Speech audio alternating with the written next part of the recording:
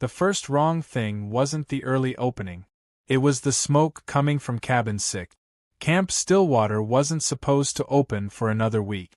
But a glitch in the registration software dumped 24 campers and half the staff onto the property 7 days early. Permits were rushed. Buses rerouted. Nobody was happy, but the regional director's solution was simple. You've got cabins. You've got kids. Run it. By the time we pulled up, half the bunks still had plastic wrap on the mattresses. The pool hadn't been filled. The lake was off limits until the water tested clean. Everything smelled like wet pine and leftover winter. And then there was that smoke. Soft. Controlled. Curling gently from the chimney of Cabin 6 like someone had just made a cup of cocoa and settled in for a good book. Abby spotted it first. She was beside me hauling first aid kits up to the nurse's station when she stopped cold and pointed. You see that? I nodded. No one's supposed to be in there. Cabin 6 was off the grid for week 1. No campers assigned. No staff prep. The maintenance guy, Phil, had the key, and Phil was too lazy to start a fire even when it was freezing. Still, we walked over. The closer we got, the worse it felt. Not in a creepy way at first. Just off. Like walking into a room where someone just had an argument. Heavy air. The smell of something personal hanging too long in the space. The cabin door wasn't locked. It wasn't even latched. It swung open when Abby reached for the handle. Slow, polite, like we were expected. Inside, the fire was going strong. Neatly stacked logs. No smoke, just dry, crisp heat. Someone had cleaned the place, really cleaned it. The usual Stillwater funk was gone. Everything smelled like lemon oil and pine resin. One bunk was made. Perfectly. Military tight corners, pillow fluffed, sheet crease sharp enough to slice skin. Beside it, on a folding chair, sat a clipboard. Above it, hanging from a peg, was a whistle. Brass. Polished. Gleaming like it had been buffed that morning. Abby stepped in. Hello? No answer. She moved to the clipboard. I stayed in the doorway, frozen. My chest felt tight, like I'd already done something wrong just by looking inside. It's a roll sheet, she said, flipping the page. But these names. I crossed the threshold. Slowly. The heat pulsed harder once I stepped inside. My scalp itched. I looked over her shoulder. 30 names. Cleanly typed. Sorted by bunk. But they weren't ours. Not the early arrivals. Not staff. Not even familiar. Names like Winifred, Clarence, Gerald, Lorna. Names that sounded like they belonged in a cemetery. At the top of the sheet. Session 1, Primary Observation. No dates. No logo. No header. No counselor signature. The uniform on the dresser matched ours. Khaki shorts, red polo. But the tag stitched into the collar read, Mr. Drew. Do we have a Drew? I asked. No, Abby said. Never have. Then we heard the whistle. Sharp. Commanding. Close. It wasn't coming from the cabin. It was outside. We bolted out the door. Gravel crunched under our feet. A junior counselor, Ryan, red-faced, gasping, was running toward us from the mess hall. There's a guy at the flagpole, he stammered. He's got the kids lined up. What kids? I snapped. The buses haven't. Then I saw them. A perfect row of campers, 10 across, hands at their sides, standing like they'd been trained to do it since birth. And in front of them, a tall man in a crimson polo, clipboard in one hand, whistle between his lips. He blew once. All 10 kids raised their arms in unison. He called a name. Gerald. One of them stepped forward. Checked in. Then another. Winifred. Clarence. All of them matched the names from the clipboard. He paused when he got to the next name. Looked up. Tilted his head. Then, without a word, he turned and stared straight at me. And smiled. Like he'd been waiting for me to show up. The whistle blew at 6 a.m. on the dot. Every morning. Even after we asked him not to. Even when we locked the rec cabin. Even when we begged the site director to tell us who the hell he was. He blew it anyway. And every morning the campers rose like they were wired for it. Like some unspoken contract had been burned into their bones while they slept. We tried sleeping through it once. Just once. Abby and I agreed we wouldn't acknowledge it, that if we didn't show up at the flagpole, maybe he'd get bored. Maybe it was some deeply committed prank. Maybe he was harmless. But by the time I stepped out of my cabin at 6:08, the air felt different. He was still out there. Still pacing. Still calling names. And all the campers were lined up. All of them. Even the ones we knew had slept through breakfast. Even the kid in cabin 3 who needed meds to even open his eyes. They were up. Eyes open. Arms at their sides. Barefoot on cold grass, staring dead ahead like soldiers waiting for the next order. He walked the line with that damn clipboard.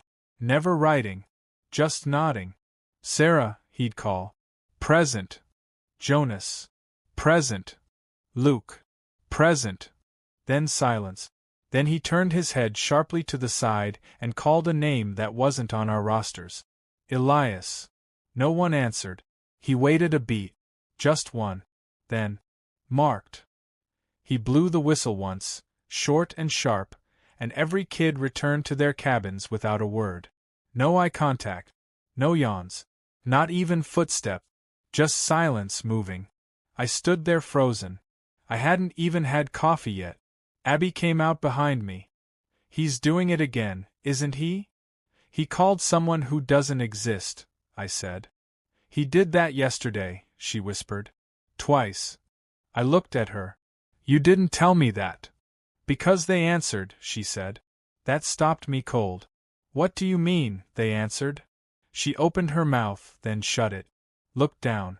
I didn't press. Not then. Not when that awful brass whistle let out another chirp from across the field. The second morning, we tried to meet him early, to beat him to the pole. 5:45 a.m. I stepped outside, bundled in a hoodie, breath fogging the air. He was already there. Just standing with the clipboard tucked against his side, chin up, watching the sky shift from black to gray. He didn't turn when I approached. Who are you? I asked. No response. I'm the senior staff member here. You're not on any record. You're not credentialed. You're not on payroll. I don't know who the hell hired you. Still nothing. Are you listening to me? He held up the clipboard slowly, like someone revealing a weapon. The page on the front had changed. It wasn't the typed list anymore. It was handwritten. Fresh ink. Names I knew. My name. Abby's. Ryan's. The campers. And one at the bottom I didn't recognize. Drew, observer, confirmed. The ink was still wet. I reached for the clipboard, but he took a step back. Not fast. Not fearful. Just precise. Like I'd overstepped a line that had always been there, even if I couldn't see it. Then he spoke. First time I heard his voice up close. Roll call is not optional. That was it. No anger. No volume. Just a fact. Like telling someone that water is wet or gravity pulls. Why do they wake up? I asked. He smiled. They don't. I blinked. What? He nodded toward the cabins. They're accounted for. That's what matters. Then he turned and walked away. Back into cabin 6. The door opened for him. And as he crossed the threshold, the lights inside flicked off, like they hadn't been on at all. He left them on the mess hall tables, neatly stacked in groups of 4. Folded, tricolor printouts on thick paper we didn't own. Stillwater doesn't do fancy. We print schedules on copier paper, and they get soaked in juice by day 3. But these? Laminated. Personalized. One for every camper. One for every counselor. Color-coded blocks, hourly breakdowns, breakfast to lights out, at least, mostly. That was the first thing that set me off. They looked right. Same format. Same general rhythm. I nearly walked right past them without noticing. Until Abby picked one up and froze. She held it out like she was showing me a dead animal. Look at Thursday, she said. I did. And there it was. 12 a.m. to 1 a.m., in bold red font. Midnight Creek Submersion. Required. No opt-outs. I blinked. That's not real. Abby flipped to her copy. Same thing.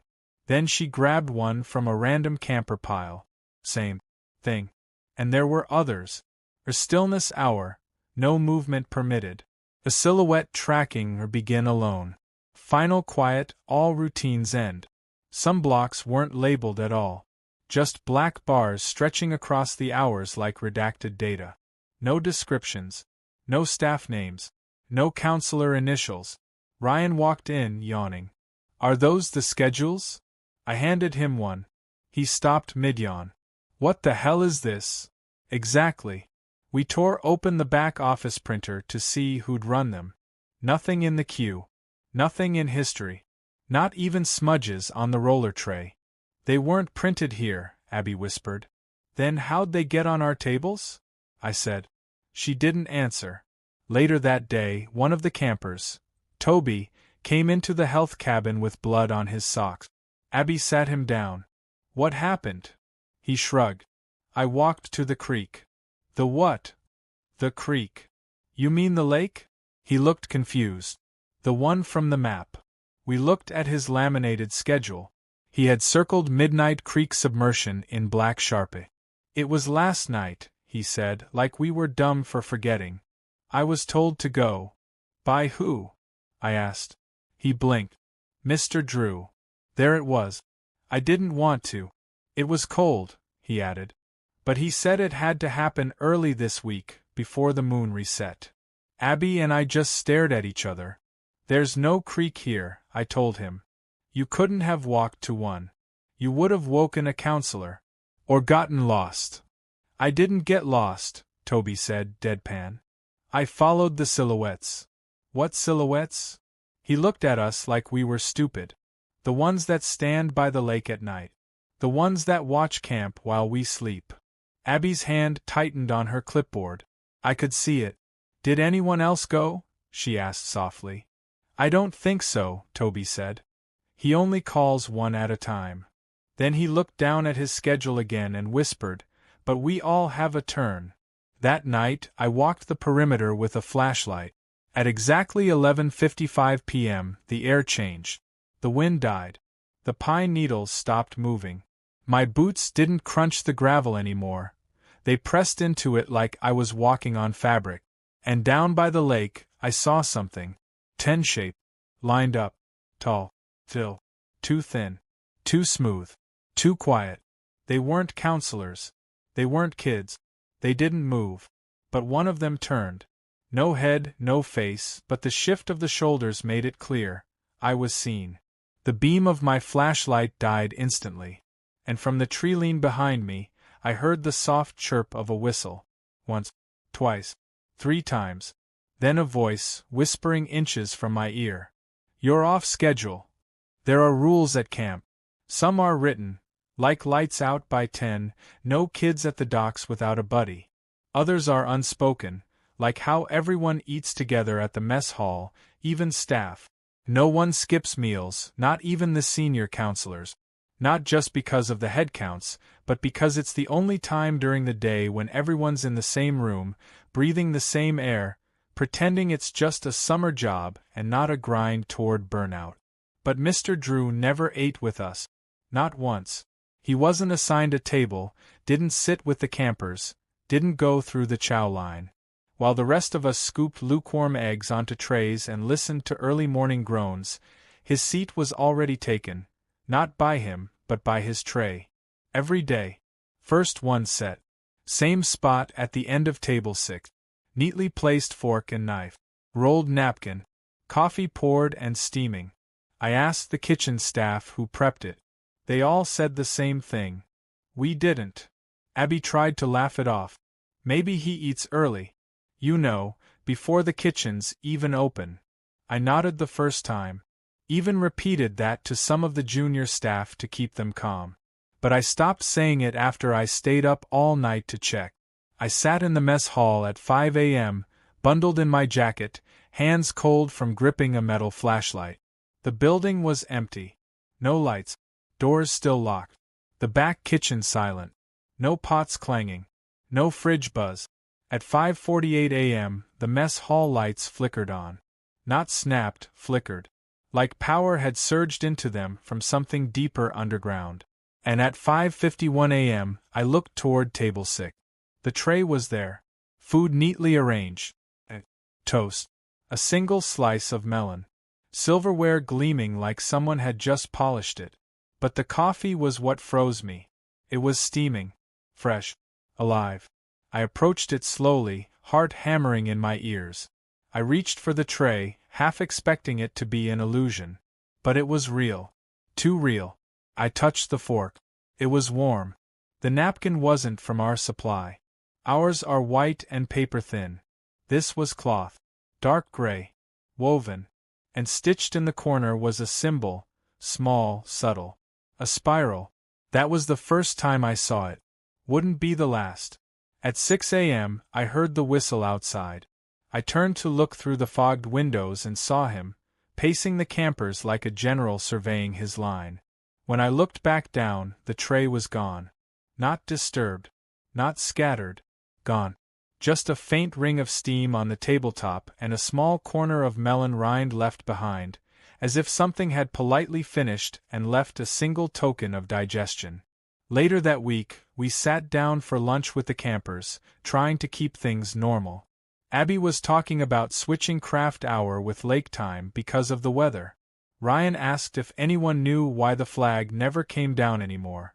And then Maya, the shy one from cabin 2, looked up and said, "Mr. Drew eats after we go to bed." The table went silent. I leaned toward her. "What do you mean?" She shrugged, pushing peas around her tray. "I heard him chewing. Last night. Outside our cabin." Abby froze. "Outside? What time?" "After lights out. I woke up 'cause I thought someone was crying. But it was just chewing. Real slow. Crunchy. Like rocks." Abby put her fork down. "What did he say?" Maya's eyes dropped. "Nothing." I waited. Then Maya said, "He just kept eating. And after a while, I heard my name." "You heard your name?" She nodded. "Like he swallowed it." I didn't sleep that night. I sat by my own cabin window, flashlight in one hand, radio in the other. And around 2 a.m., I heard it. Not footsteps. Utensils. Click. Tap. Drag. Like someone was rehearsing dinner with no one else around. I turned the flashlight on, aimed it toward the mess hall. And saw him. Inside. Alone. The building was locked. I had double-checked the latch myself. But he was sitting at table 6. Upright. Still. A tray in front of him. No movement. No chewing. Just staring. Like he was waiting for the food to start, or for someone to sit across from him. And in his hand? The spiral-marked napkin. Pressed flat. Pulled slowly across his mouth. Even though nothing had passed his lips. You'd hear it before the sun broke. Before the birds. Before the wind. Before you remembered where you were. That whistle. It didn't sound like a real whistle, not exactly. Too full. Too deep. Like someone had tuned a storm drain to mimic a breath. It started sharp and piercing, but always ended low, almost wet, like it rattled in the throat of something that didn't need lungs. And you never saw him blow it. That was the part that really got to people. One morning I watched from 20 feet away. He stood with both hands behind his back, clipboard tucked against the curve of his spine. The whistle sounded. Clear. Loud. Everywhere at once. He didn't move. No shift in his shoulders. No twitch of his mouth. But it blasted across the entire campground, coming from no single direction. Campers winced. Staff clutched their ears. And then he'd speak in that low, patient voice of his. "Roll call begins now." By that point, most of the junior counselors had stopped showing up to the morning drills. They claimed oversleeping, but you could see it in their eyes. They were scared. Ryan started wearing earbuds to bed. Katie from cabin 4 said her pillow vibrated every time she tried to ignore it. The sound wasn't just loud. It dug into you. So I tried to catch him. I thought maybe he had a remote whistle. Maybe it was recorded. Maybe he had a speaker set up somewhere hidden in the trees. Anything would be better than the alternative. So I followed him. I tailed Mr. Drew from a distance for 2 mornings. Kept to the shadows. Stayed low behind firewood stacks and toolshed. I wanted to see how he did it, how the sound came from everywhere but his mouth. But on the 3rd morning, before he even reached the flagpole, he stopped walking. Then turned. Looked straight at me. He didn't look surprised. Or angry. Just aware. Like he'd already known I was there. Then he raised his empty hands, palms up, and stared. The whistle screamed. But his lips didn't part. And the sound wasn't coming from his body at all. It came from beneath the ground. The dirt around my boots shuddered. It came from the treetops. Birds exploded into flight, spiraling in disoriented terror. It came from inside my own ears. I clapped my hands over them, but that only made it louder. When it finally stopped, I was flat on the ground. No idea how I got there. My arms were scratched up, and one boot had come halfway off. And Mr. Drew was gone. No sign of him. No footprints leading away. Just a spiral of ash on the gravel where he'd stood. That night, Ryan came to my cabin. He looked pale. Sweating. His hair was damp like he'd run through rain, but the night was dry. I heard it in my dream, he whispered. The whistle. He nodded. It was echoing. But not outside. What do you mean? He looked up. His eyes were wild. It was echoing off my bones. He said he'd been dreaming of the schedule, the red blocks, the ones with no description.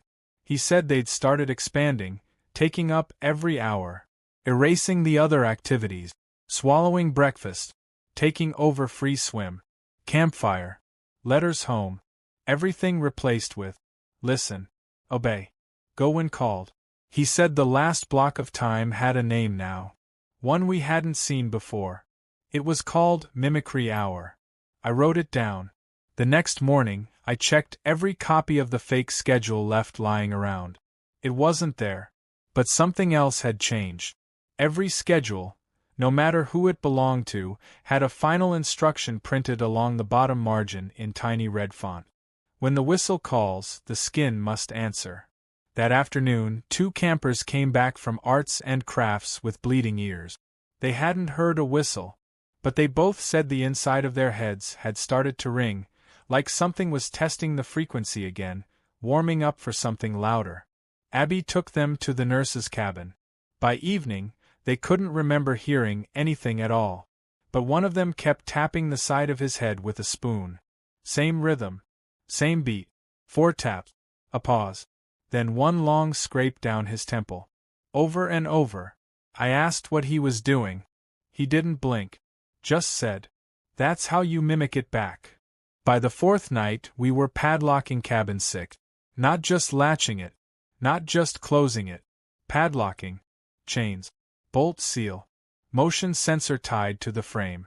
Because after everything we'd seen, after the roll calls, the whispering kids, the impossible tray of food and the whistle that came from the dirt, we knew 2 things for sure.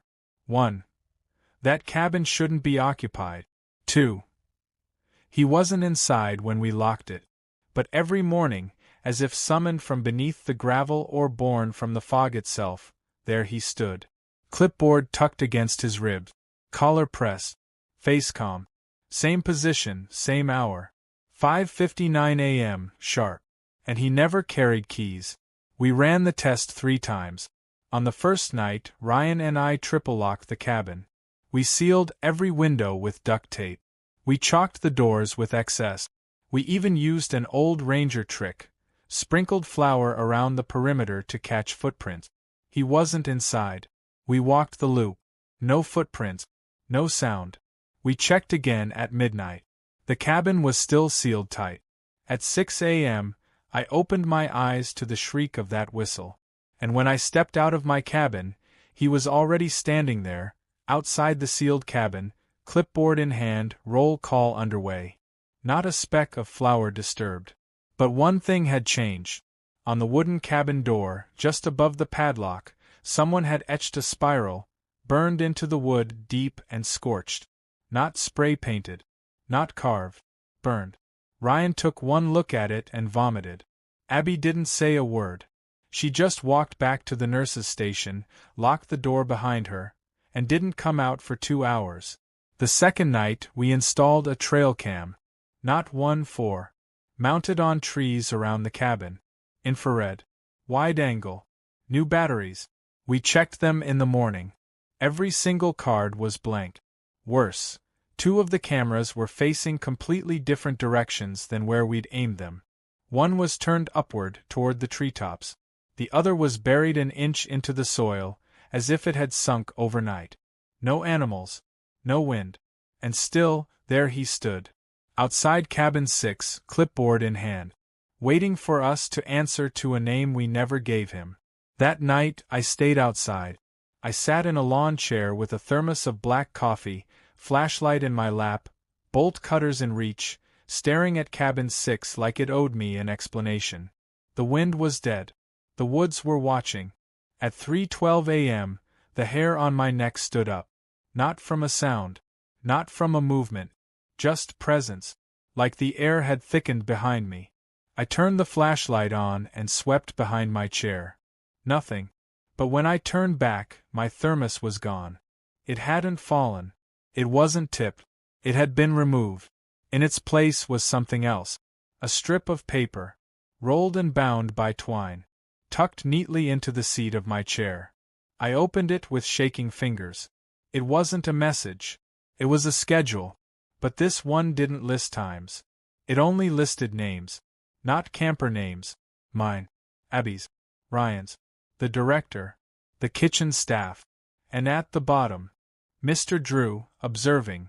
Cabin 6, entrant pending. There was a blank space beneath that. Room for one more name. That morning, 6 a.m. on the dot, I approached him. I held out the schedule. "What is this?" I asked. He didn't even look down. He just smiled. A slow, practiced smile. The kind you see on someone who's watched your entire life and waited for you to ask the wrong question. Then he said, "Cabin 6 is never empty. It's just waiting to see who fits." And behind me, I heard the lock on the door snap open. All by itself. It was Eli, the quiet kid in cabin 1, who asked the question. He was 12, maybe 11, but built like a shadow, tall and narrow, always wearing that blue hoodie like it could keep the whole world out. He was one of the few campers who hadn't fallen into the routine yet. He still blinked when the whistle blew. Still asked normal questions at mealtimes. Still seemed to think something was off. Which made it even worse when he finally spoke up. It happened during arts and craft. Or what was supposed to be arts and craft. By then, half the campers had stopped painting altogether. They just sat at the tables, brushes in hand, eyes drifting back toward the treeline. Some didn't even blink when you spoke to them. Mr. Drew walked in mid-session. He wasn't on duty there. He didn't belong in that building. No clipboard this time. Just a folded piece of paper in his hand and that ironed polo with the perfect collar. And for some reason, Eli stood up. He walked right over to him. Everyone got quiet. "You're not a counselor," Eli said, eyes squinting. "So what are you?" Mr. Drew tilted his head, like the question amused him. "I'm here to make sure no one leaves early again," he said. Then he handed Eli the folded paper. And walked out. No one said a word for a full minute. Then Eli opened it. It wasn't a map. It wasn't a note. It was a certificate. Printed in black ink, with Stillwater's old crest at the top. The version we stopped using 10 years ago. Certificate of completion. Camper, Eli Barker. Status, denied. Reason, early withdrawal. Resubmit, pending approval. There was a space beneath it. Blank. Then a phrase typed in red. All sessions must complete themselves. Eli stared at it. But I haven't left. Then his nose started to bleed. A slow trickle down the left nostril. He wiped it with the sleeve of his hoodie. And I swear to God, the blood soaked through into a spiral pattern. We took the certificate and locked it in the main office safe. Abby stuffed it into an evidence bag she kept for accident reports and sealed it shut. But the next morning? The bag was empty. The certificate was gone. And in its place was a new sheet. A schedule. With only one item on it. Departure prep, Eli watch list. That same day, two things happened. First, Eli was found standing at the edge of the lake, motionless, up to his ankles in the water. He didn't remember walking there. Said he'd been dreaming, but his eyes had been open the whole time.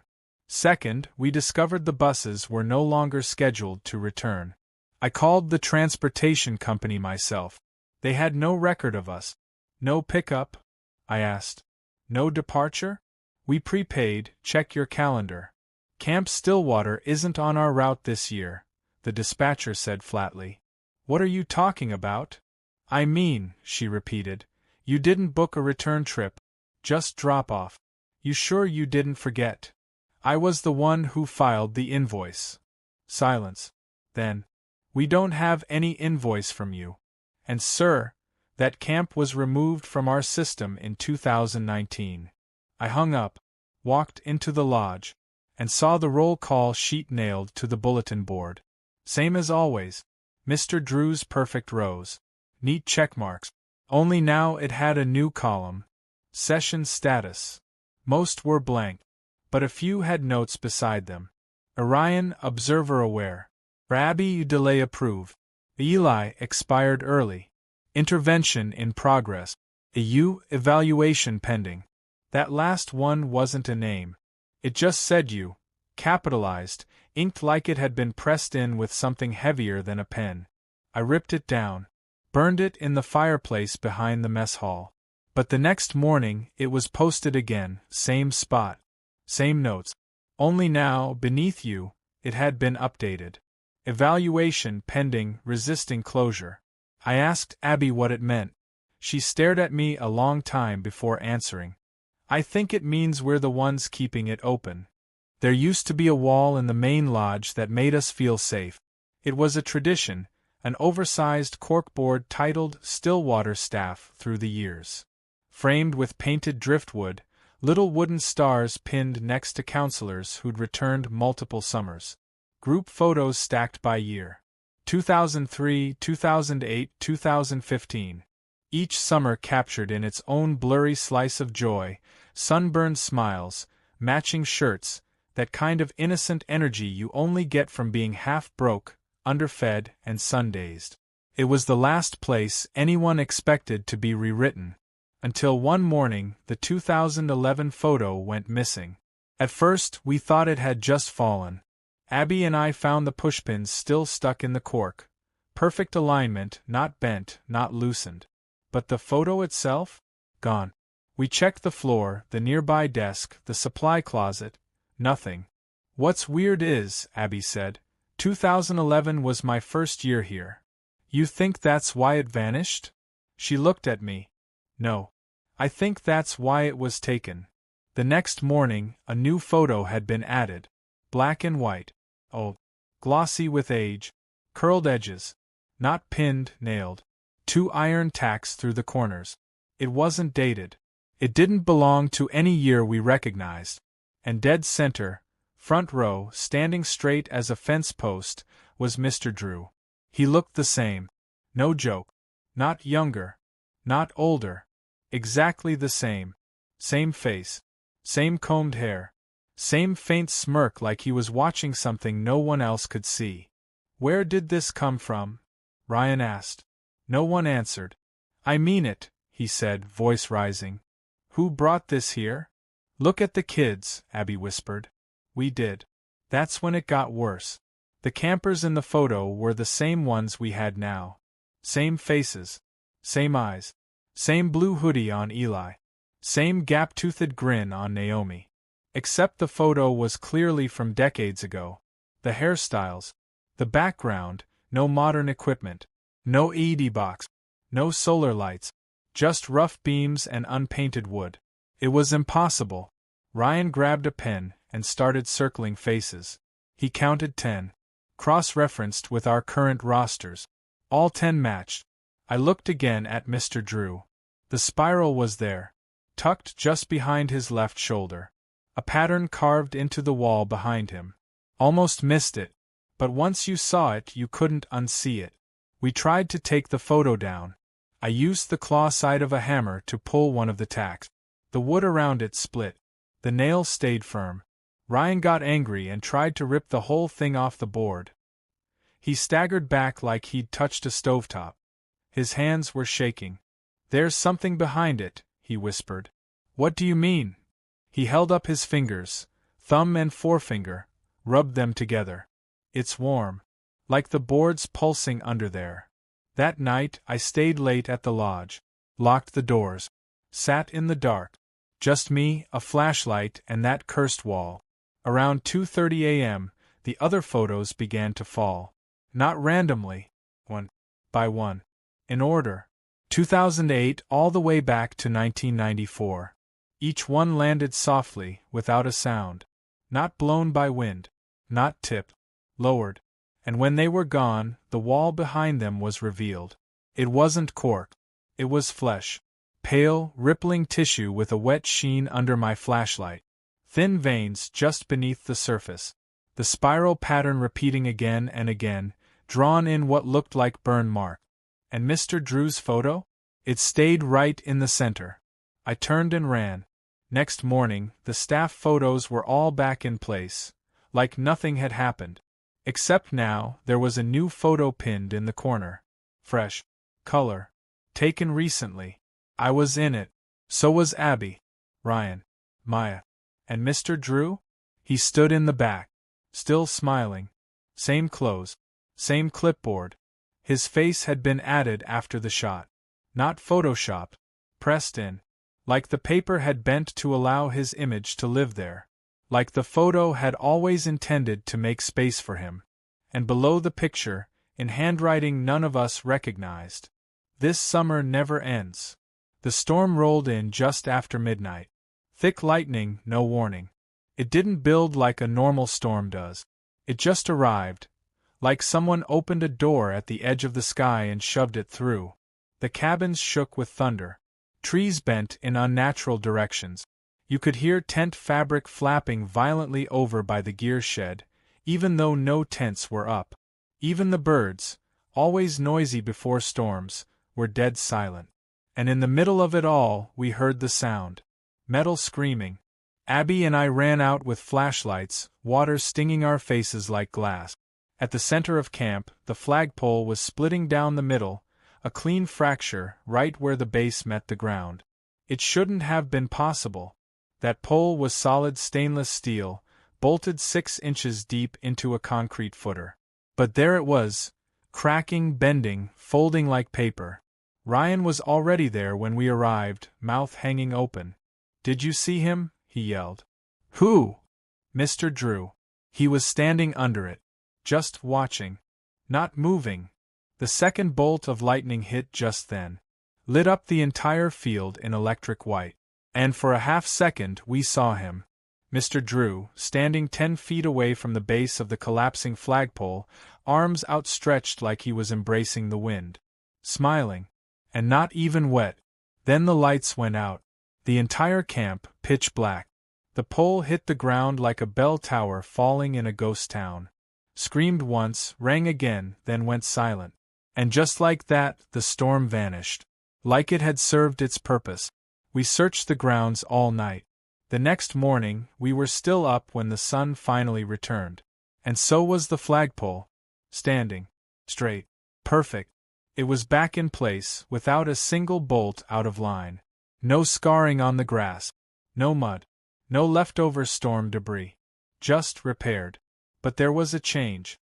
The rope wasn't looped like normal. Not with the usual carabiner. Not the regular square knot. It had been tied into a noose. Perfectly formed. Hanging loose, dead center. Like it had always been part of the flag's rigging. Abby didn't say anything. She just took out her phone and started filming. Ryan walked over to touch it and I almost screamed. "Don't." He paused. The rope swayed. There was no wind. We brought in the kids for breakfast as quickly as we could. Kept them inside the mess hall. Covered the windows. Told the junior counselors to keep games running, music on, anything to block their view of the yard.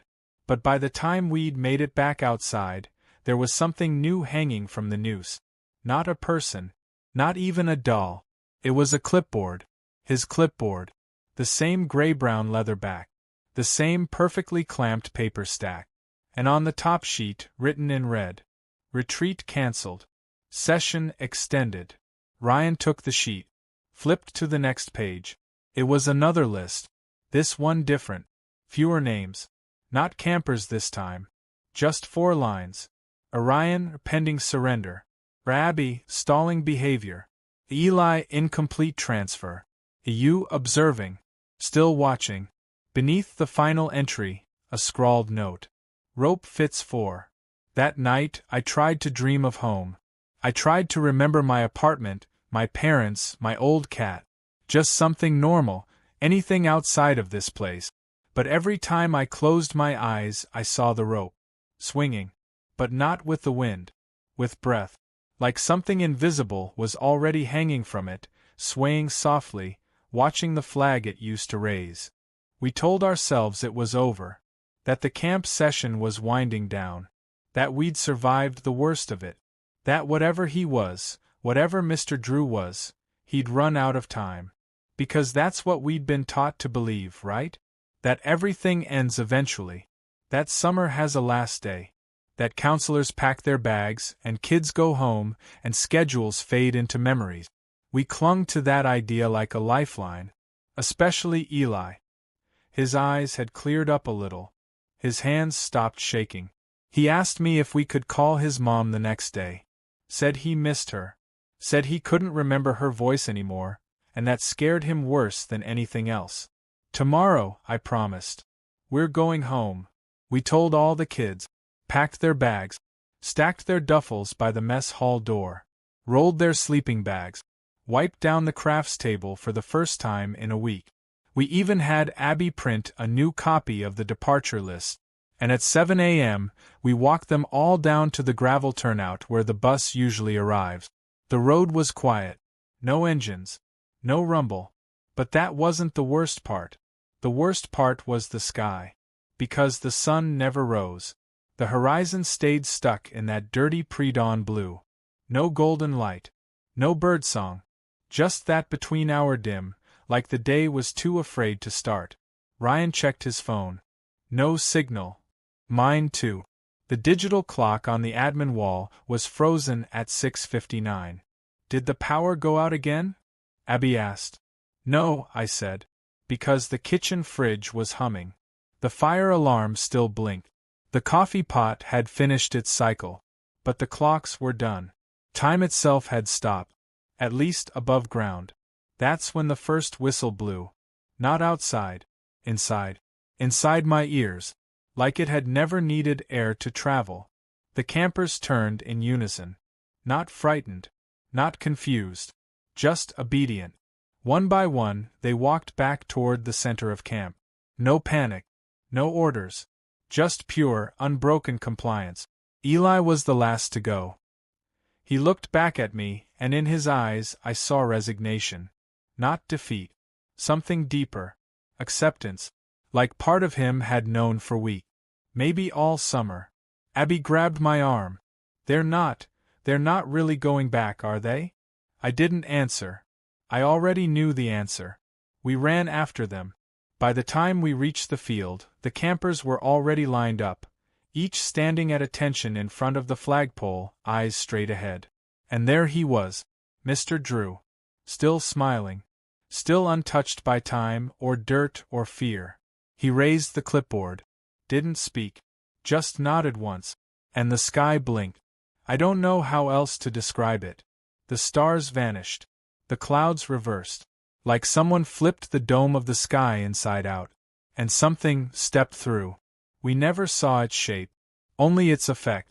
The trees leaned away. The ground went silent. Even the flag drooped upward against gravity, as if whatever had arrived was pulling everything toward itself. And then the campers began to hum. Not words. Not a song. Just a note. Low. Long. Unbroken.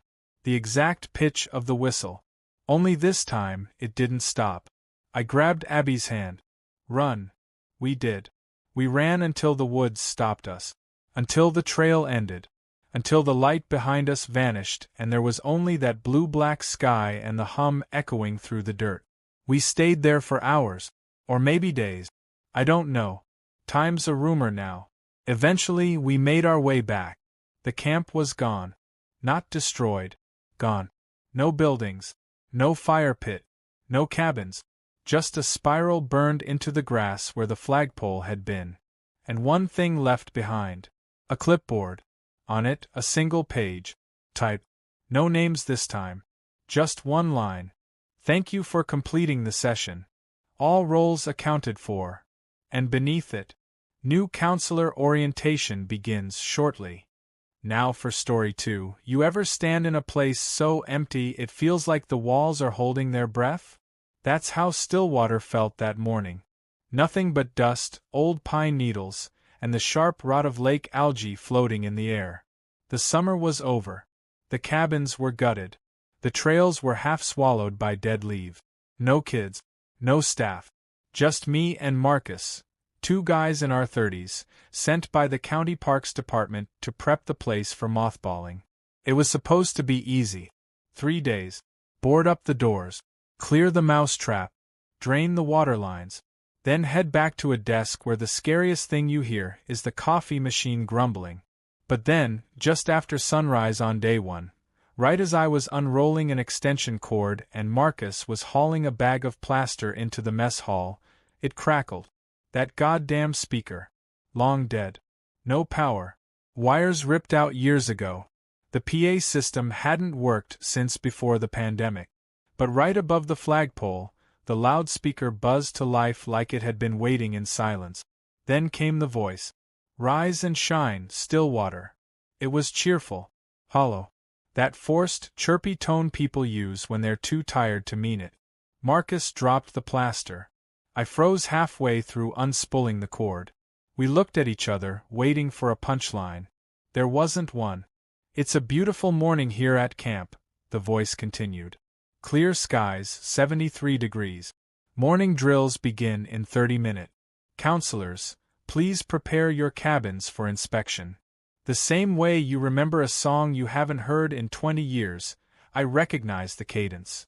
That was the old morning announcement. Word for word. I know because I used to be one of the kids who stood outside his bunk waiting for that stupid thing to finish. I hadn't been back here in over a decade. Never thought I'd step foot again past cabin 6, let alone hear that voice. But here it was. And it was live. Marcus squinted up at the speaker. This a prank? Prank from who? I asked. He didn't answer. Just pointed at the admin building. Power's not even on. I checked it myself. The breakers were off. Main switch locked. We hadn't touched anything yet. Even the generator was still unhooked and tarped behind the pump house. But the speaker kept going. Cabin assignments have been posted, it chirped. And remember, no early departures.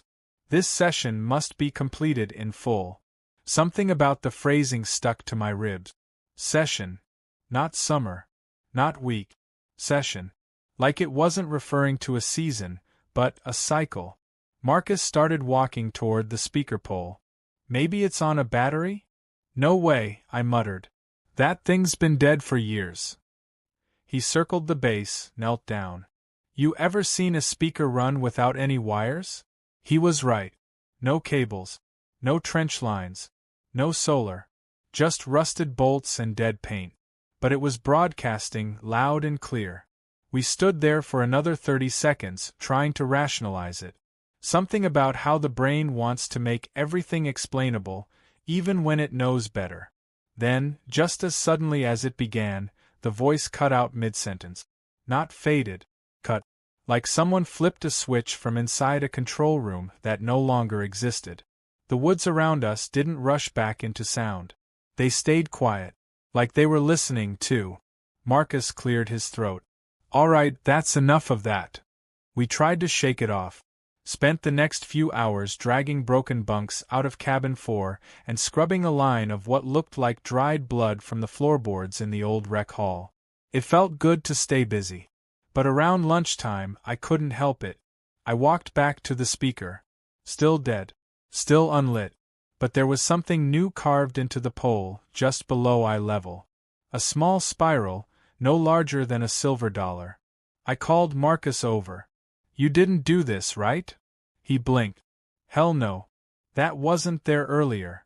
I pressed my finger to it. The wood around it felt warmer than the air. That night we stayed in the staff cabin. No power, but we had battery lanterns, MREs, and 2 cots that didn't smell like mildew. Around midnight I heard it again. Just one word. Louder than before. Present. I sat up, heart pounding. Marcus did too. Then silence again. No wind. No crickets. Just the smell of pine dust and the old metal scent of something that used to be alive in the walls. And a sinking feeling neither of us wanted to say out loud. We weren't alone. It happened again the next morning. 7 a.m. sharp. Same static burst. Same cheery voice. Only this time it skipped the greetings. Roll call, the voice said flatly. Campers, answer when your name is called. Marcus and I froze mid-chew. We'd been eating cold Pop-Tarts on the porch of the staff cabin, still pretending this was just a glitch. Some weird leftover loop from years ago. But then the voice began reading names. Jason Bell. Rachel Corbin. Travis Dilly. Olivia Hart. Ben Crenshaw. The names didn't mean anything to Marcus. But I'd heard one of them before. Olivia Hart. She was 9 when she vanished from Stillwater. It happened in 1998. One minute she was making friendship bracelets under the arts and crafts tent. The next, her whole cabin was screaming. The camp director at the time claimed she must have wandered into the woods. They searched for 5 days. Nothing. No tracks. No witnesses. Just one bracelet found by the lake, wrapped around a tent peg. I remember because I was here that summer. I was in cabin 2. The search dogs walked past our bunk every night. And now, nearly 30 years later, her name echoed through an abandoned PA system that had no power. I looked at Marcus, but he was already on his phone. Google those names, I told him. He did. Fast. One hand scrolling, the other shaking. They weren't fake. Every name the PA had listed, at least the first 6, matched a missing camper. All of them tied to Stillwater. All of them gone without a trace between 1973 and 2012. Marcus dropped the phone like it burned him. What kind of joke is this? It's not a joke, I said. I mean, it has to be, he insisted. There's no one here. We're the only people on the log. This camp is supposed to be closed, frozen for inspection. And yet someone's calling roll. The speaker crackled again. Absent. Absent. Absent. The word repeated itself, each time slower. Heavier. Like it wasn't disappointed, just recording. Then silence. No wind again. No birds. Just that damn spiral carved in the flagpole, now twice the size it had been the day before. That afternoon, I drove into town. It was a 20-mile dirt crawl to a one-gas station kind of place called Riddle Creek. The general store had a few ancient yearbooks in a glass case, right next to the beef jerky. I asked the owner if Stillwater had always had so many disappearances. He didn't answer. Just motioned for me to wait, then ducked behind the counter. When he came back, he handed me a tattered folder. Inside were copies of newspaper clippings. All headlines some variation of. Search ends at Stillwater. Another camper vanishes. Stillwater faces closure after 5th disappearance. The folder was labeled Camp Unsolved. The earliest article was from 1961. The most recent? 2015. 3 years after the official record claimed Stillwater stopped taking campers. 3 years after I thought it had shut down for good. I asked the guy where he got all this. Saves people time, he said. When they come looking. When who comes looking?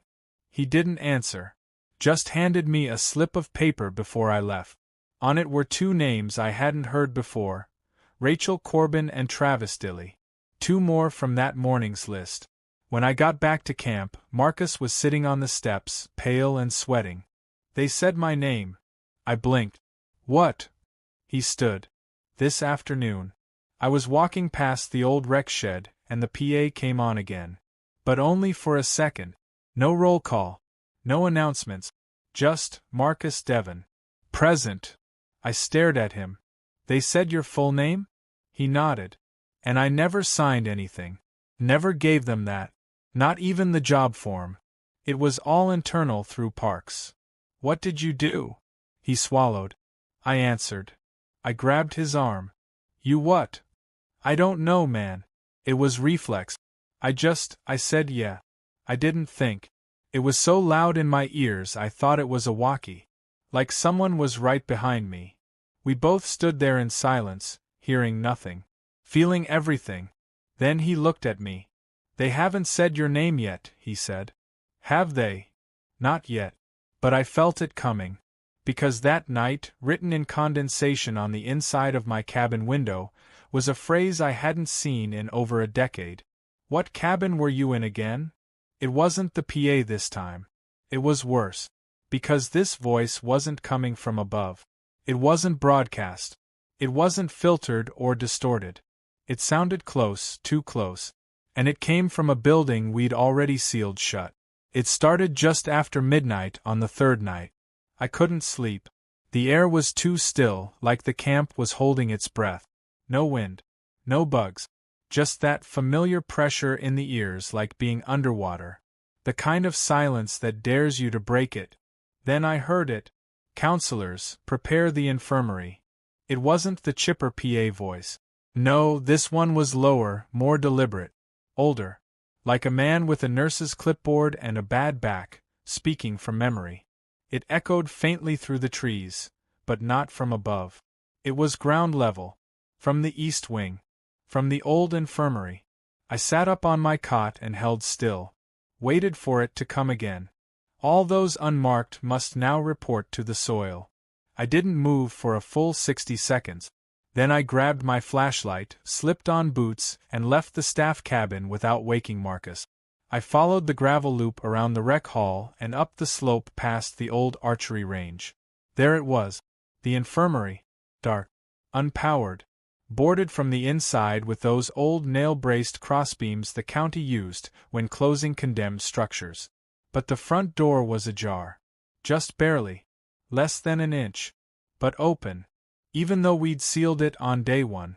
Even though we'd checked it twice and tagged it with an orange sticker that read, "Do not enter, structurally unsafe."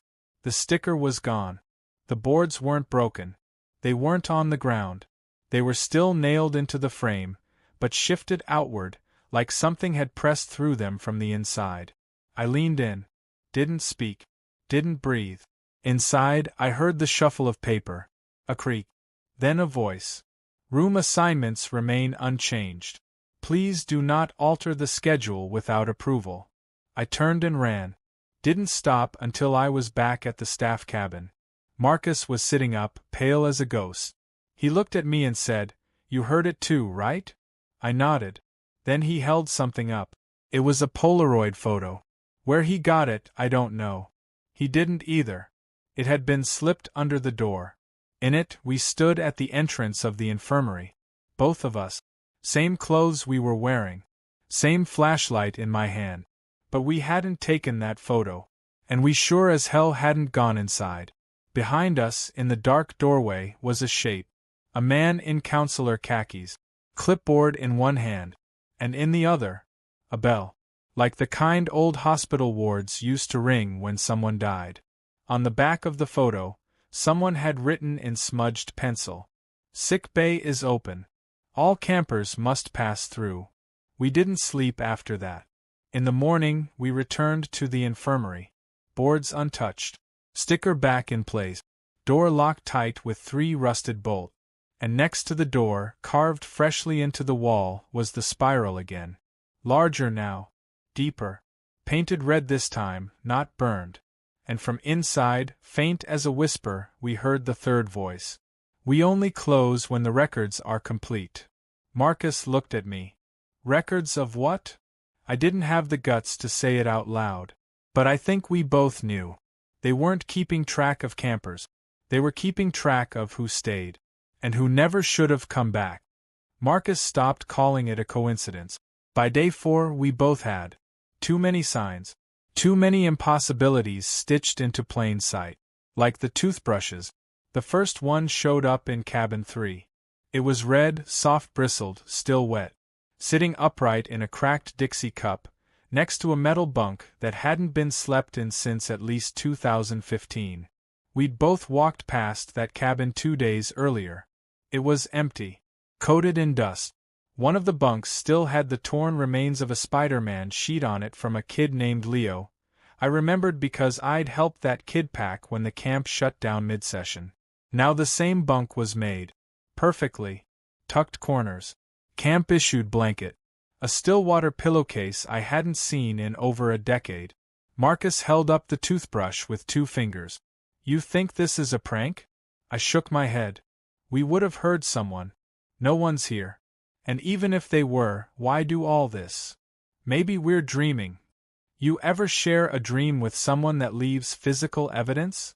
He dropped the toothbrush like it bit him. We found the second one in cabin 6. Then a third in the lodge bathroom. All of them the same style. All of them used. Damp, streaked with toothpaste, and laid out beside bunk beds that hadn't had mattresses since before either of us had this job. And then came the gear. Packed duffels.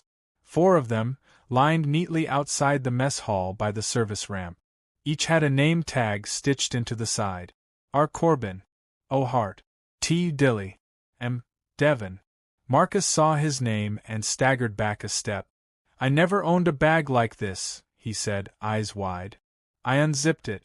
Inside was a counselor uniform, his size. Folded, pressed, with a tag pinned to the collar. Replacement, session, initiate. We opened the others. Same layout. Each with clothes, sandals, a name badge, and a camp rulebook that hadn't been printed since 1994. The cover was still marked Property of Stillwater Lake, for internal use only. I want to leave, Marcus whispered. I didn't answer, because I'd just spotted something through the trees. Steam. Rising in soft coils past the old shower building. It wasn't cold enough outside for condensation, and we hadn't turned the water on. The pipes were still dry, shut off at the main valve to prevent freeze damage. But steam doesn't lie. It meant hot water, and hot water meant use. We grabbed flashlights and crept toward the building, boots crunching against gravel that felt recently disturbed. The showers were in a long rectangular structure just beyond the edge of the main cabins, old concrete walls, mildew-streaked from decades of use. We'd padlocked it 3 days ago. The lock was gone. Just gone. Not on the ground. Not broken. Just missing, like it had never been there. Marcus raised his light. There were wet footprints on the floor inside. Bare. Small. Leading from the first stall on the left out toward the sink, and vanishing into the open air beyond the back door. I opened the stall door. The handle was still warm. The water was still running. And on the wall, written into the fog tile with a child's finger, were 5 words. Thank you for checking in. Marcus leaned against the doorframe. I didn't check in. I didn't even apply. They just assigned us. I didn't want to say it out loud. But he was right. Neither of us had filled out paperwork. We got this assignment by default. Budget cutbacks, fewer staff, and some internal reshuffling. Someone sent us. But now, looking around, I had to ask, who? We turned to leave, but paused when we saw the cork bulletin board beside the sink. Someone had posted a new roster. Type. Fresh. Titled. Final Cabin Arrangements. Session 1/year unmarked. There were 8 names. 4 were faded, grayed out like they'd been checked off. 4 were bold. R. Corbin. T. Dilly. O. Hart. M. Devon. At the bottom, someone had added one more by hand. U. Cabin undeclared. The lights flickered. Not just in the bathroom, but across the camp. That was the moment we realized something terrifying. The power was never off. We hadn't activated it. Because it had never been disconnected in the first place. It was just waiting. Like everything else here. And somewhere, something was watching us update the ledger. We left everything behind. Didn't bother with the gear. Didn't stop to shut doors or kill lights. Marcus grabbed the keys off the ring hook inside the staff cabin, and we made a break for the maintenance truck like hell was warming up behind us. The truck started on the first turn, which somehow made everything worse, because it meant nothing had physically stopped us. No dead battery. No slashed tires. Just wide open road, at least for the first 200 feet. Then the PA clicked on again. Counselors Marcus, Devon, and Redacted. The voice called, using my full name. Final sign-in required. Proceed to the flagpole for surrender. We didn't look back. I pressed the gas harder, gravel spitting behind the wheels as we passed the archery trail and the overgrown tennis courts. Then Marcus screamed, "Brake!" I did and skidded sideways. Right in front of us was the flagpole. The same one we'd left back near the mess hall. The one with the spiral base and the cracked concrete footer. Impossible. But there it stood, blocking the path like it had sprouted from the road. There was a clipboard hanging from the rope again, swaying slightly. Marcus opened his door. "We're not doing this. We are not signing in." I grabbed his sleeve. "Wait. Why?" "Because," I swallowed. "It already knows we're here." We looked around. Stillwater wasn't behind us anymore. It was all around us. Every turn of the road curved back inward. Every trail bled into another familiar clearing. Every landmark. The canoe dock, the field arch, even the damn broken birdhouse behind cabin 5, was exactly where we didn't want it to be. The camp had folded in on itself. There was no exit anymore. And then the PA glitched. Just static at first. Then a new voice. Not cheerful. Not robotic. Calm. Male. Closed. Like someone whispering through the speaker, one hand resting gently on the volume knob. "You were never meant to leave." Marcus turned to me. "You hear that?" I nodded. We opened the doors. Stepped out. Didn't talk. Didn't plan. We just started walking. Straight toward the flagpole. Each step felt like wading into deep water. Like we'd crossed some invisible membrane and now gravity pulled different. The clipboard was waiting for us. Marcus grabbed it, flipped to the page. There were 2 boxes. A Marcus Devon appending. A my name, observation only. And below them, a third space that hadn't been there before. Spiral accepted. A small black pen rested in the hook beside it. We didn't sign. We left it hanging. But the clipboard didn't fall. It didn't move. It just watched us with that blank, open box like it had all the time in the world. We ran again. But not far. Every trail led back. Every time. Sunlight didn't change. The birds never returned. The sound of the speaker hummed in the soil under our boot. At some point, we lost track of hours. Then days. Maybe longer. We kept trying to mark trees. Tie shirts to posts. Leave rock trails. They disappeared overnight.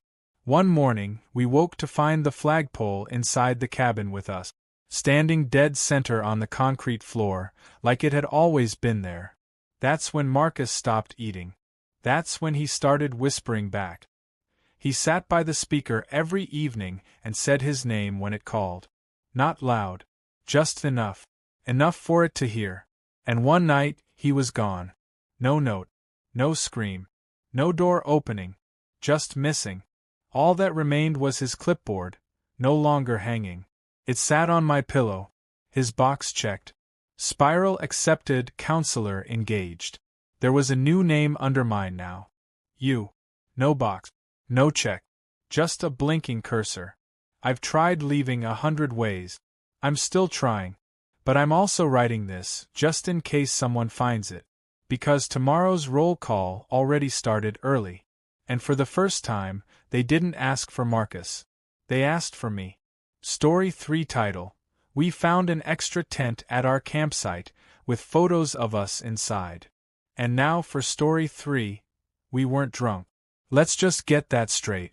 There were 4 of us, and we were tired, yeah, but no one was hallucinating. No psychedelics. No whiskey. Just a long hike into the backwoods and some fire-charred hot dogs. We set up camp at dusk, just inside the perimeter of a tree ring near Wolf Hollow.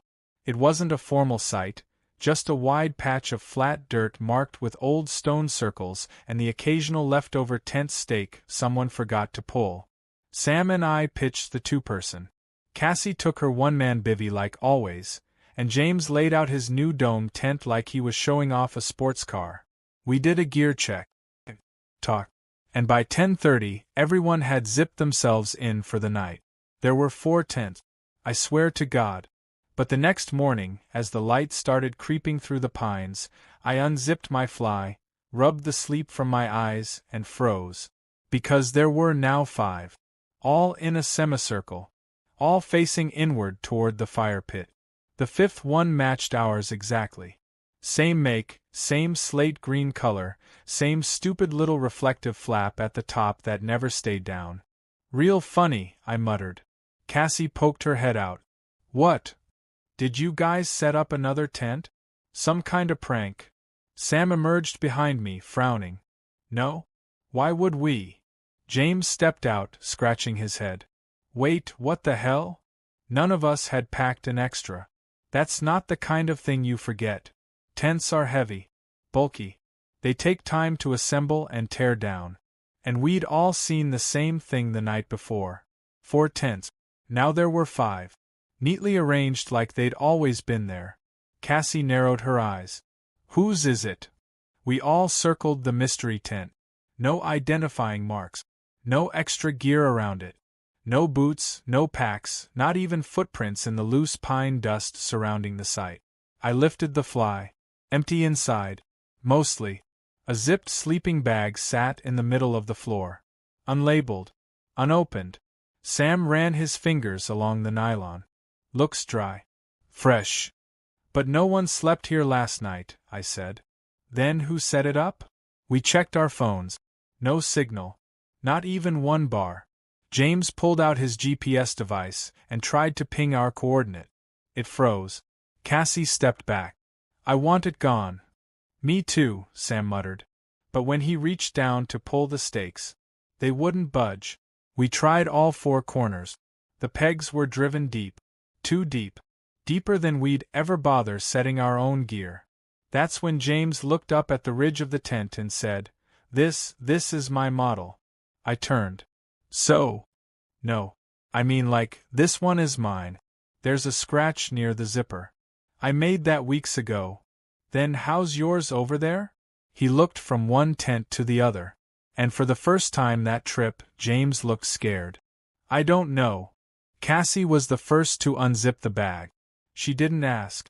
She just knelt beside the mystery tent and yanked the sleeping bag open like she was daring it to move. Inside wasn't a body. Wasn't anything alive. But it wasn't empty either. There was a stack of Polaroid photos, bundled together with a rubber band so old it crumbled when she touched it. Probably 30 or 40 in the bundle, all of them glossy, some slightly warped from moisture. She flipped the first one over, then dropped it. Her face went white. James picked it up. It was a photo of Cassie, taken the night before from the tree lean behind her tent. Her headlamp was on.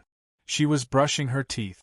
The flash must have been off, because she wasn't reacting to the shot. But it was clearly her. And clearly last night.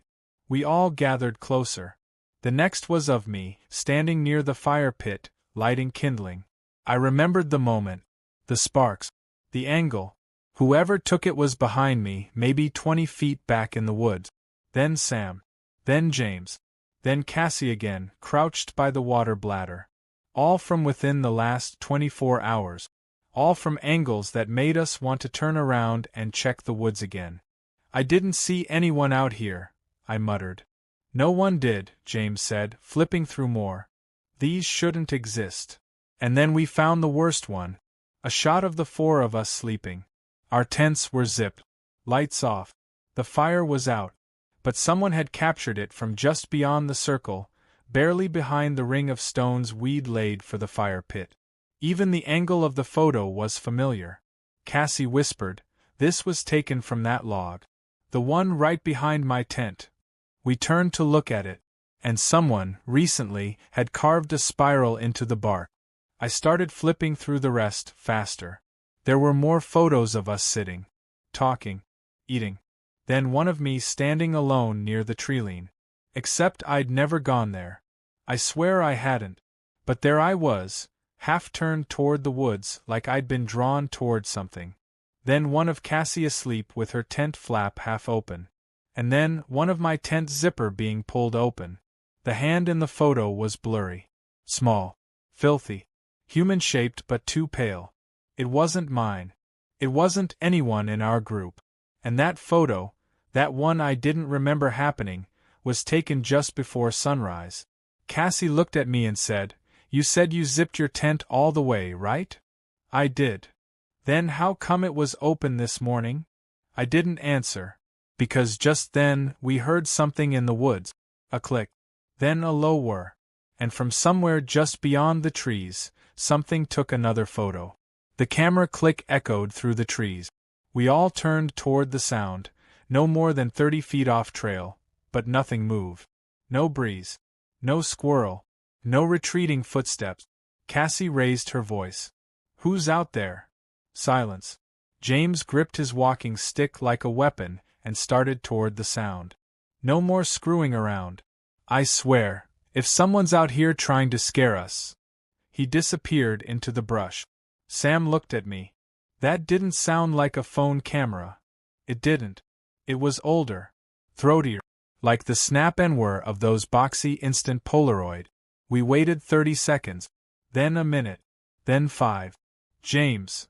Cassie called out. No response. Then, something zipped. But not from the woods. From behind us. The 5th tent. We turned just in time to hear the soft zizzip of the bag inside opening, or closing. I couldn't tell which. But the flap was sealed when we'd last checked. Now it was partially unzipped. A dark gap stared back at us. Sam took one cautious step forward. Okay, either someone crawled in there when we weren't looking, or they never left, I said. He reached for the flap. Wait, Cassie whispered. What? She pointed. Look at the floor. Condensation was blooming inside the tent. From breath. Small patches of wet clung to the inside wall of the tent, exactly where a sleeping body would exhale. You could see the uneven circles, the streaks trailing upward. Hello? Sam said, louder now. If you're hurt or need help, we can. The bag shifted. Not a twitch. Not a settling of weight. It rose slightly, then lowered again. Like the chest of someone taking a slow breath under the nylon. Cassie backed up. The bag shifted again. Sam knelt beside it, one hand hesitating over the zipper. This is crazy. No, I hissed. This is wrong. But he'd already started to unzip it. An inch. Then 2. Then 5. A smell hit us. Not rot. Not death. Something earthy. Like wet moss and rust. Like grave soil left open too long. Then a sound. H-h-h-h-r-r-r. A slow exhale. Not human. But not quite not. We froze. And then, it spoke. Why'd you bring me back? The voice was a child's. But broken. Like something still learning how to push sound through a throat that didn't belong to it. Cassie screamed and bolted. Sam stumbled backward, tripping over a rock, landing hard. The sleeping bag sat up. Still zipped to the chest. We caught a glimpse of the outline beneath. Not bones. Not skin. It was blurry. Like staring at a photo someone had tried to erase. Arms wrong-sized, fingers thin, a head tilted like it couldn't balance on its neck. The zipper slid downward on its own. But we didn't stay to see what was inside. We ran. And as we sprinted, another photo floated gently from the top flap of the 5th tent, landing face up in the dirt. It was a shot of the 3 of us running. Already taken. Already printed. Already waiting. We didn't stop running until we were nearly a mile down the trail. Not a sound behind us. No cracking twigs. No footprints in pursuit. But somehow, it felt like the thing in that sleeping bag hadn't just let us go, it had planned for us to run. Cassie collapsed against a rock. Her hands were shaking so hard she dropped her water bottle trying to uncap it. "I'm done," she panted. "We leave. We leave now." Sam looked at me. He wasn't arguing anymore. We had no cell signal, but the GPS finally flickered back to life after a full restart. It gave us a crude line back to the service road near Wolf Hollow. 2 hours if we moved fast. 3 if we hit washouts. Cassie pulled the photos from her pocket. 6 of them she'd snatched up before we ran. "I'm not taking this with us," she muttered, fumbling for her lighter. "No," Sam said, grabbing her wrist. "We don't know what'll happen." "I don't care." She held the flame to the bottom corner of the first photo. It caught fast. Crackled bright orange. The image bubbled and turned to ash, curling like dried leaf. Then the next. And the next. We watched them all go up, every one of our faces gone. Cassie let the ashes scatter, breathing heavily like it had somehow lifted a weight. For a second, I let myself believe we'd ended it. But when we reached the trailhead 40 minutes later, we found something tucked under a rock at the base of the wooden marker. A new stack of Polaroid. Rubber banded like before. No ash. No scorch marks. Untouched. The top photo showed us standing at the edge of the trail. Right where we were now. Cassie grabbed the stack, flipped through it with growing panic. Photo 2, me, standing near a fallen log. Photo 3. Sam, holding the GPS and turning right, something we hadn't done yet. Photo 4. Cassie, crying in front of a tent that wasn't hers. Photo 5. A shot of all 3 of us staring at something we hadn't seen yet, a shape just out of frame, something tall and white and wide at the top like a curtain of bone. Sam held up the GPS. "We didn't take that turn yet." Cassie was pale. "How do they already have these?" I didn't answer. Because the final photo was a wide shot. Taken from the woods. We were all sleeping in a different formation, 3 tents in a triangle, with a 4th in the middle. That 4th tent looked familiar. Worn. Slate green. And zipped shut. But this time, I could see something else. Our tents were covered in ash. And written on the back of the final photo, in tiny black pen, were 4 words. "Try again. Burn slower." We should have left that second we saw the new photos. But we didn't. We hesitated. Argued. Tried to rationalize what we saw. And by the time we made the next mile marker, it was already dusk. The sky drained from orange to bruised purple, and we realized, somehow, we'd looped back. Because when we emerged from the tree line, the fire pit was still warm. The logs were still stacked.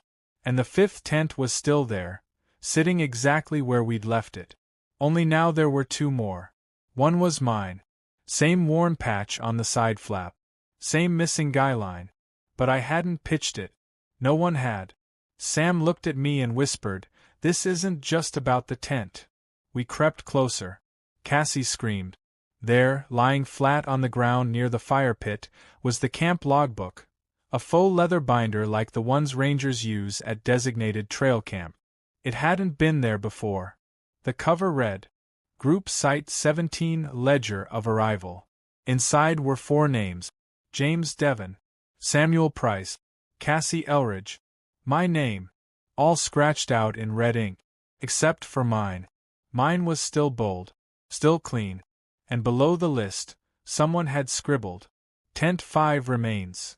Cassie backed away. "What does that mean? Why only you?" Sam opened his mouth, but froze. Because from the direction of the tents, we heard zippers. All of them. Zzzzzzzzzzp. All at once. Each one sliding slowly, deliberately, like fingers dragging through nylon. Then came the breathing. From all 5 tents. Not heavy. Not labored. Just present. Measured. And then, one by one, figures stepped out. Not us. Not exactly. They had our faces, our builds, even our clothes. But it was all wrong. James's face looked stretched too smooth. Like a mask over something rubbery underneath. Cassie's double blinked out of sync, eyelids fluttering just a fraction behind the eyes. Sam's twin walked barefoot, but his feet didn't leave prints. Mine just stood there. Watching me. Not smiling. Not frowning. Just waiting. Behind them, the fifth tent began to collapse in on itself, without being touched. It folded like a lung exhaling, hissing softly as it deflated. Then, without warning, it burst into a swirl of ash, sucked upward into the air like smoke caught in a draft. The other tents followed, gone in seconds. Only mine remained. One final photo floated down like a leaf, landing gently at my feet. I picked it up. It was me, standing at the campfire, alone. Behind me, 4 zip tents in a ring. I looked up, and Cassie and Sam were gone. No sound. No scream. Just absence, and the whisper of nylon rustling behind me. I turned to see the tent flap open. Inside was my sleeping bag. Already unrolled. Already unzipped. Already waiting.